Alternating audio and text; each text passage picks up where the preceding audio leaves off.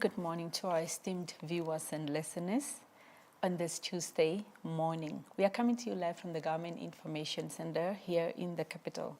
The time is 10 o'clock. I'm your host, Grace Cavey. Please do join us on our social media platforms to be part of this conversation.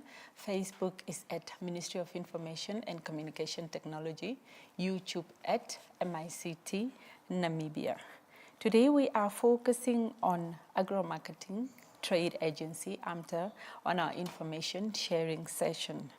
AMTA strives to be a center of excellence in facilitating food security and agricultural marketing and trade in Namibia.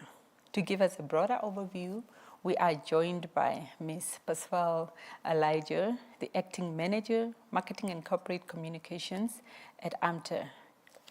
Good morning, Ms. Elijah, and welcome to the Government Information Center studios. Thank you. A very good morning to you, and thank you so much for having us, as well as a very good morning to the viewers and the listeners out there. Great. Yes. To start our discussion, Ms. Elijah, briefly provide an overview of AMTA's mandate and how it supports Namibia's agricultural sector, particularly in bridging the gap between farmers and markets. Thank you very much, Madam Grace. So the Agro Marketing and Trade Agency, AMTA, was established in 2013. Then under the Ministry of Agriculture and Forestry. Well, now we have the aspect of fisheries and land reform. So we were established to manage the National Strategic Food Reserves, which are commonly known as the silos, as well as manage the fresh produce business hubs. So in this sense is that the Agro Marketing and Trade Agency, AMTA, was basically established to ensure or to become the middleman between our producers, the local farmers, as well as the consumers. So the whole idea is just to assist our local farmers, ensure that what is produced locally eventually gets to reach the market. So how do we then get to do this? The Agro Marketing and Trade Agency currently manages 5 strategic food reserves, they're commonly known as silos. We have in Katima Mulilo, which is the biggest in terms of holding capacity or storage capacity. We also have in Nundu. We have one in Omuthia, Okongo, and Tandi. So this is where we get to store the grain that we get to market, which is mostly the white maize, as well as the peel millet, which is known as the mahango. So we buy from our local farmers, we store or we reserve, and then release in times of need. Initially, AMTA would then buy these grain products from our farmers, store the products, and then release only when there is a need, or we'll say there's been drought in the country. Through the Office of the Prime Minister, we get to release and supply wherever there is a need. However, over the years, also in terms of our sustainability, as well as maintaining the quality of these products, we add now value to these grain products such that we opened or established a milling facility in the Kavango West at Katutu settlement, that these grain products that we buy from our farmers, we mill and eventually get to supply or sell the finished product in the white maize or the mahango flour itself. Yeah. So in the aspect of the National Strategic Food Reserves, we have 3 of them countrywide. We have in Rundu, in the Kavango East. We also have in the Oshana region, in Ongwediva, as well as here in Windhoek, where our head office is. But one aspect that I would like to highlight here in terms of the fresh produce business hubs is that this is one message we usually take to our farmers, stakeholders, to say, despite us having these 3 centers, it should not be a barrier or a limiting factor to you as a producer, because the agro marketing will be able to reach to you as a farmer or as a producer. So wherever you find yourself in the country, AMTA is able to get to these farmers. So how do we get to do this? Through these fresh produce business hubs. This is where we get to buy the horticultural products, vegetables, fruits from our local farmers, and then we market and trade at these facilities. So in a nutshell, this is who AMTA is, who we are. And in addition to that is that the fresh produce business hubs were established such that we provide in terms of trading flows, as well as cold storage facilities, because you will agree with me that it's been an over or a prolonged issues where back in the days farmers will bring in their products and where they struggle to say how do they get to sell their products. However, with these facilities being in place, AMTA is able to store these products, and they get now to have a prolonged life shelf of these products. In a way, you get to have products being on our shelves for a longer period, as opposed to having these products being spoiled and not reaching the market with the proper quality that the market requires. Yes. So basically, that is how AMTA facilitate market access for small holder farmers. Exactly. Okay. Now, my next question is, what role is AMTA playing in the agro-processing, and what are some of the value addition projects that AMTA has implemented? Okay. Before I actually get to touch on that one, there's one aspect that I would like to highlight in terms of the fresh produce business hubs, where AMTA would buy from our local farmers. Back in the days, before the changing or the changing of the operational model was that AMTA would buy these products from the local farmers. So once they get to buy would take up products from the local farmers, store, and then wait for a market. In cases where there is no market, it would be then a loss both on the farmers as well as the agency itself.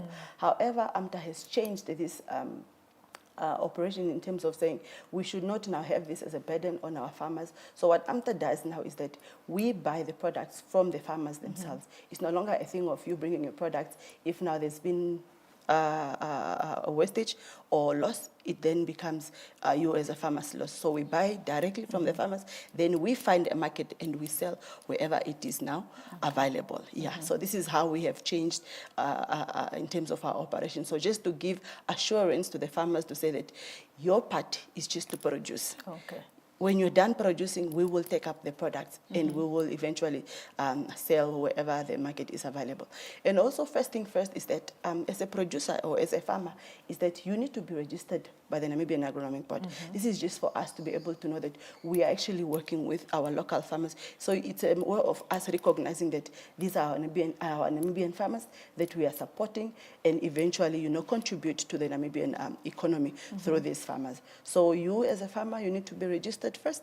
Once you've registered with the Namibian farmers, it's two ways that we can with Namibian Agronomic Board, it's two ways that you can get to supply us these products. One is that, remember, we don't want to strain our farmers. We do not want to, we know these are busy people and we want them to just produce and supply the products. So how you can get to supply us these products is that we can either enter into a contract with you as a farmer. So the contract is simple as such, is that the contract will tell us the quantities of the products that you'll be supplying us, how often, and us having a standing contract is that it's easier with us as AMTA, as well as now the operation team, to say they get to keep stock of what is it that you'll be supplying us in the end. Or let's say you have readily available products and you are struggling with the market. All you need to do is just bring the sample to AMTA, and if we are happy with the standard or the quality of the product, we will eventually take up the product and then sell. So simple as such.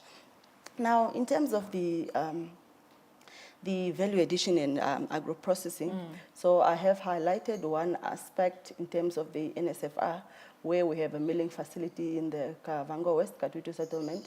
This is where we add value on the grain products we mill and eventually sell it in a finished product as white maize meal or the mahango flour. And additionally, in terms of our horticultural products, you will agree with me that over the past years, we've recorded incidents or cases where products are produced.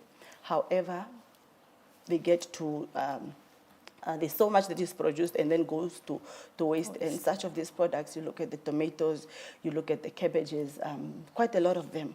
So what AMTA has done is that, as opposed to these products now going into waste, why not add value to the product? So we've come up with an initiative to add value to these products, and a number of the prototypes have been identified. And so since the beginning of July, the Agro Marketing and Trade Agency announced its prototypes, the products that we have been taking to the stakeholders, to our customers and the farmers themselves, to say these are the prototypes that we would want to introduce to the markets from the products that we buy from our local farmers. For example, as opposed to, I'll give an example of the tomatoes. So as opposed to us now buying the tomatoes as they are and sell them exactly in the raw form as we got them from our farmers. So what AMTA is doing is that we are now adding value to this tomato. So we come up with either a tomato paste or the tomato sauce or the tomato jam. So this is just a way of encouraging our farmers to say, when you have produced your products, you have already a secured market. And this secured market is that we will not also just sell the products in the raw forms as they were or how we got from the farmers, but it means that we will also add value to the products and sell these products, because these products are what we eat every day in our houses. And definitely there is demand. If there is demand, it means that we need to do it locally. And I can give an example of the fishing industry. These are people that are always on sea, and most of the products that they get to eat is products that are already processed and pre-packed. So why not target these markets and ensure that of the products that we are getting from our farmers actually get to reach this market? So this is the whole idea. Additionally, from the tomato paste and the tomato jams and others is our indigenous products such as the melons. So we are also producing, we are also prototyping the melon to say you can also get your Kalahari jam. So AMTA has entered through this initiative. We have entered into an agreement or a memorandum of understanding with Essential Foods, such that we are able now to, upscale this value addition to roll out. So we are not yet selling this product. So what we have been doing for the past few months is that we've been allowing the public have a taste of these products, and with the instant and positive feedback that we will get from our farmers, I tell you, Madam Grace, we will be able to sell these products or have them on our shelves. And I can tell you that from a few engagements that we've had so far, the positive seems to be quite positive, and the public is, welcoming the initiative. And in addition to our value addition, AMTA also launched its water. So we are also into, this is the diversification part that comes in. So AMTA is also now selling or is bottling its purified water. So we do have our machinery by our head office here in Ivenduk at La France. So we bottle ourselves and then we get to sell. So you can also, when you make a turn at our Ivenduk hub, is that you can also buy your products. Not only are you going to buy your fresh products or your vegetables, fruits and all that, but you can also get to buy your water. You bring your empty bottle, you can refill, or you can already buy the bottled water. And this water is available at all our fresh produce business hubs. So if you go to Rundu, you go to Wangwediva, you will be able to have a taste of our water. So these are just quite some of the initiatives that AMTA has implemented, and we look forward to this value addition. And you will agree with me that of late, even Her Excellency herself, agriculture is one of key priority areas that they would want to, ensure that it is invested accordingly. And AMTA is also just trying to also, maintain the same pace. So, yeah. Ms. Elijah, let me take you back a little bit. Please take us through the registration process of a farmer sitting with a big garden at GAM. Okay. How do they register? Okay. Thank you so much. So, like I indicated, taking cognizant that we only have facilities in these areas that I have highlighted, and GAM is within the Oshoni-Juba region. Correct. Yeah. So, what happens is that we work closely with the Ministry of Agriculture, such that they can always visit the agricultural extension offices, right? So in terms of you being registered as a farmer, is that you register through the Namibian Agronomic Board, who are the regulators. So the Namibian Agronomic Board is that their registration is accessible. We live in a digital era. We wouldn't want to limit our farmers or our producers. So what happens here is that as far as GAM or wherever you find yourself, provided you have access to your smartphone, is that you can do your registration online. The registration as being a producer with the Namibian Agronomic Board, you can just visit the website, you download the registration form, and then off you do. So the registration is free of charge. There is no amount attached to it. So once you've been registered, then AMTA will take it up with you. This is where the requirements or the two initially highlighted requirements in terms of you supplying our products comes in. So by then it means you have been recognized as a producer. And when you are doing the registration, it will also indicate, or you will indicate, the type of products that you will be supplying in terms of what you are farming. So when you've done that, we are definitely ready to do business with the farmers. Okay. Yes. This is a great opportunity for all the farmers across here. How does AMTA ensure quality standards and compliance with market requirements for agricultural products? Okay. Thank you so much. So in a sector that we find ourselves is that we do have partners that we work closely with, and also in terms of now as AMTA internally, we do have a division that is solely responsible in ensuring that we get to sell or trade or market what is required in the market. So in that sense is that, remember I indicated from the beginning that we do have operations officer. So the whole idea of us now being involved from the production stage is that we should be able in the end to harvest or sell products that will be able to attract premium, quality. So what we are doing here is that the internal stakeholders or the staff that are responsible with standards will ensure that once you bring your products within AMTA, we'll be able to see if the product really or does meet the requirements.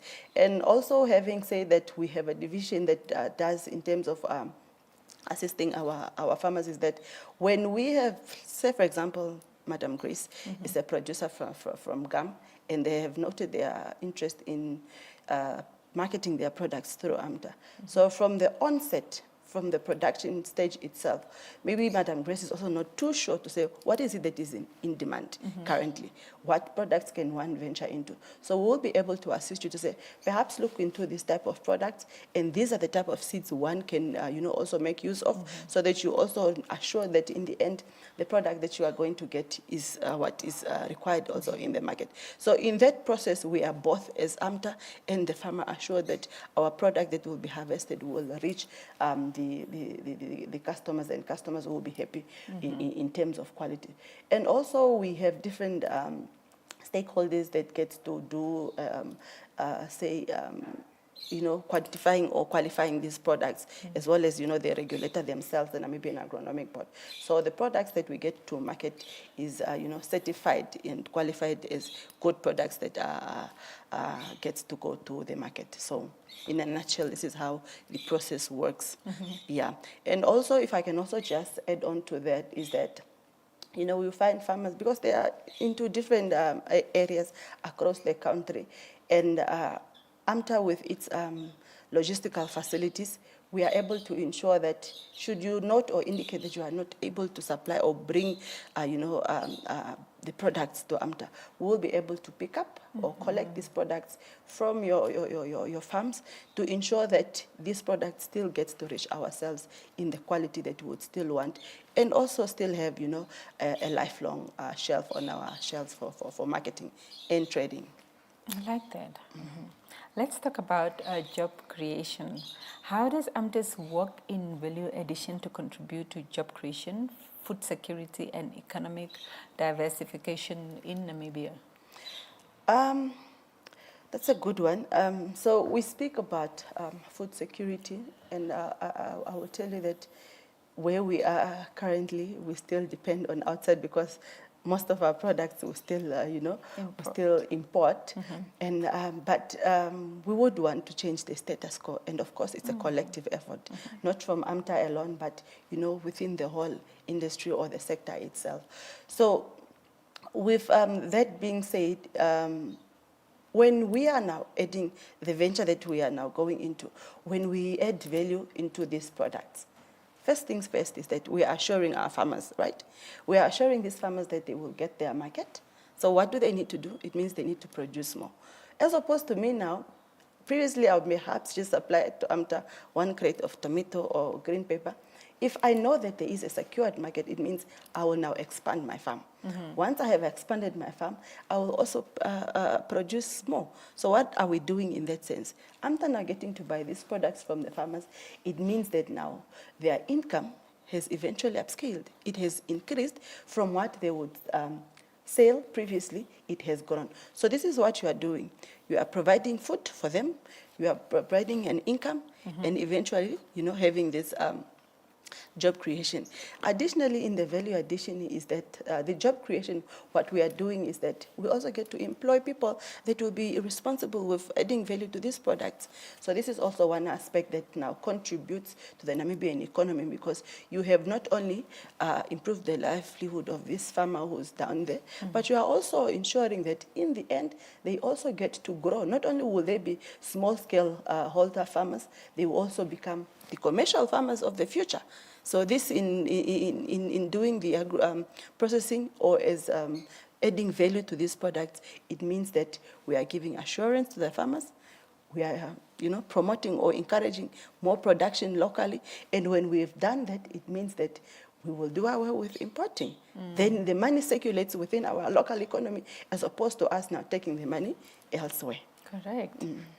As we are nearing the end of our conversation, what challenges does AMTA face in terms of marketing and trading of agricultural products? Like any other, of course, the first aspect is in terms of the financial resource. Obviously, financial resources are always limited because there is so much that one would want to do. However, with finances, you are limited. This also now comes in terms of now uptaking everything, say what is in the market. And I would like to indicate that in terms of some of the challenges that we face with our local products is that, with our farmers, when Pasval is farming tomatoes or cabbages, Grace will also be doing the same. Exactly. So eventually the market becomes flooded with the same product.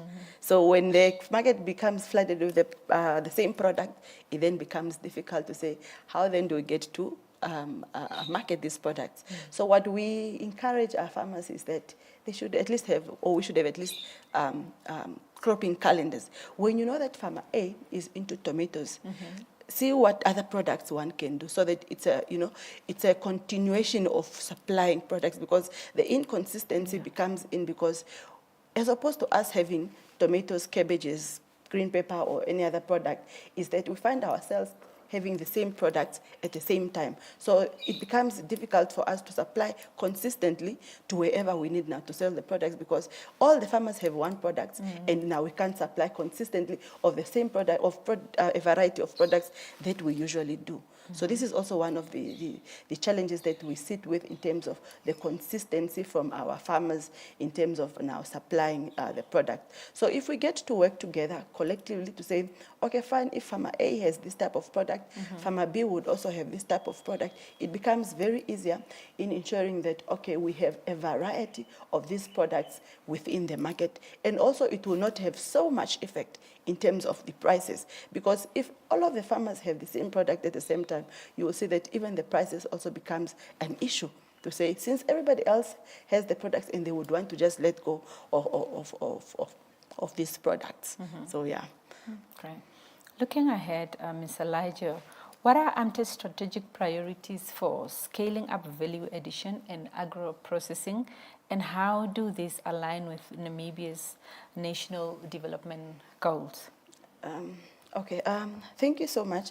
Before I touch base on that question, in my last point, I highlighted the aspect of price. Okay. And I just thought it's best that I just bring it out to the stakeholders, because this is one concern that we get most of the times from our farmers specifically, to say AMTA gets to give them these prices of the products. We sit in silos and decide on what type of on the prices that we are selling these products or buying from our farmers. So what happens in terms of price setting is that we have a regulator, the Namibian Agronomic Board.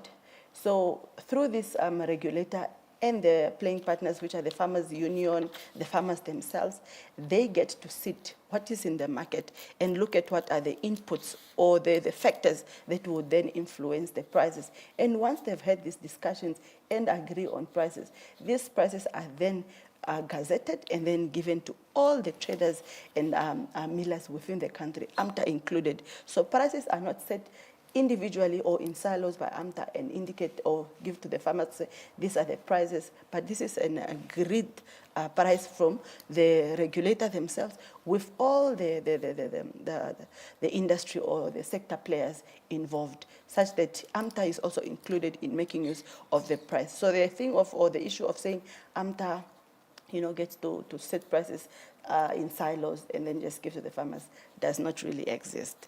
So moving to the strategic priorities is that I would like to mention that, agriculture, or somebody said it's the backbone, and somebody said it's no longer a backbone, it's our neck, because if you do not have a neck, it means you are gone. Yeah. So what do you need to do? You need to strengthen this sector. And us doing that is that it should be a collective effort. And also, let me highlight on that to say, what we get to absorb from our local farmers, right, should be able to be supplied to different markets. When I say that, I'm including our OMAs. And this is a market that we need to create locally for our products. Because I'll give an example for the Commerce region.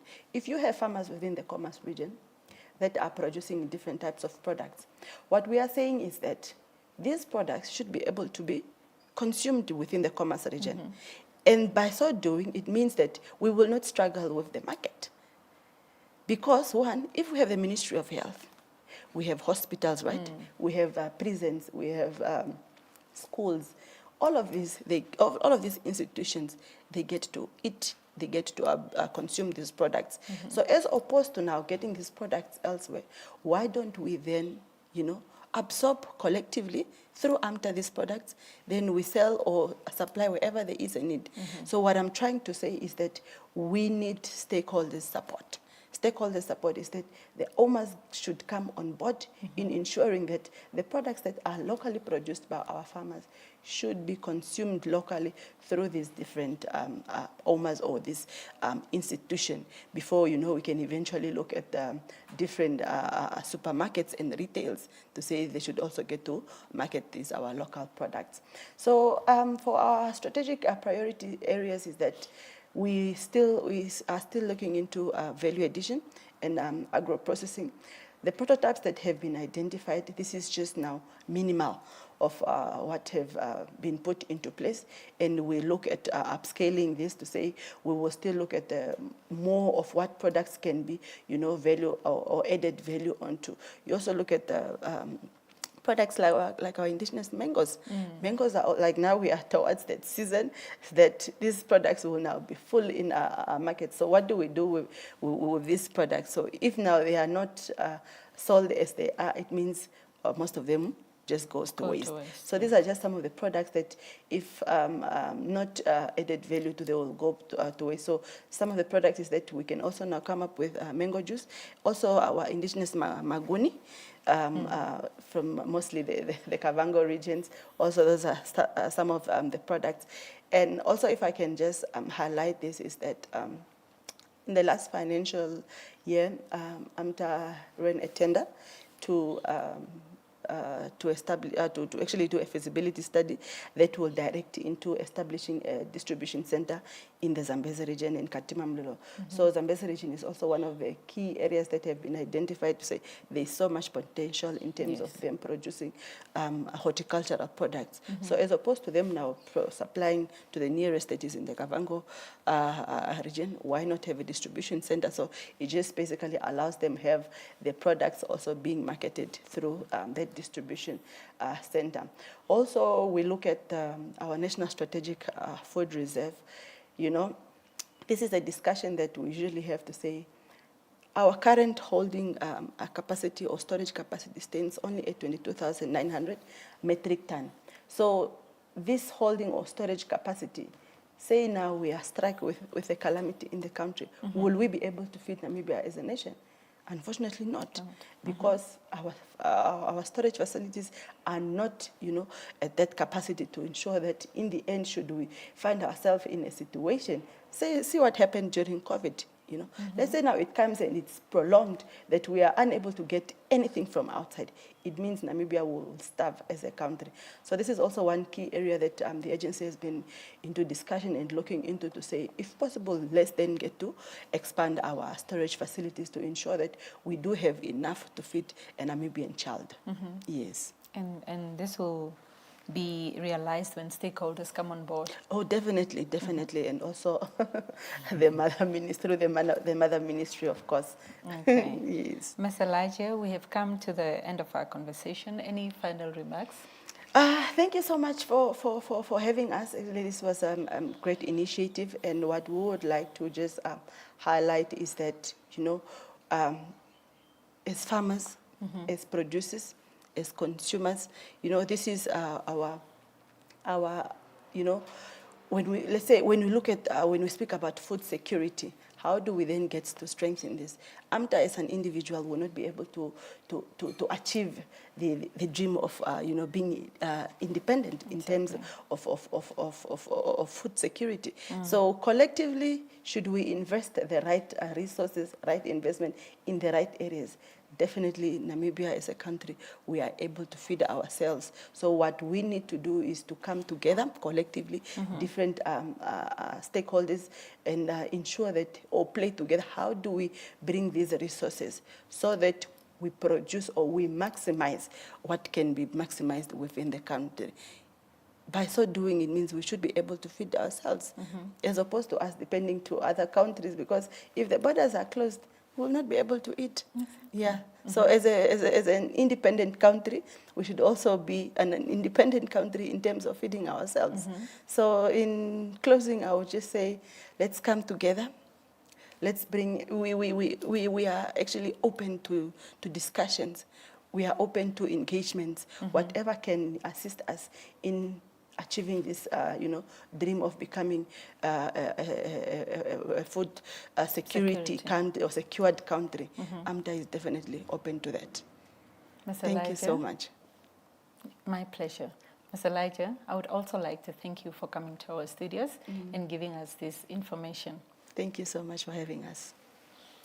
Agriculture is one of the key sectors for economic growth in our country. Farmers, please play your part. Take up this opportunity. You have the support. Namibia, that is all we had for you from the Garmin Information Center. It's a goodbye.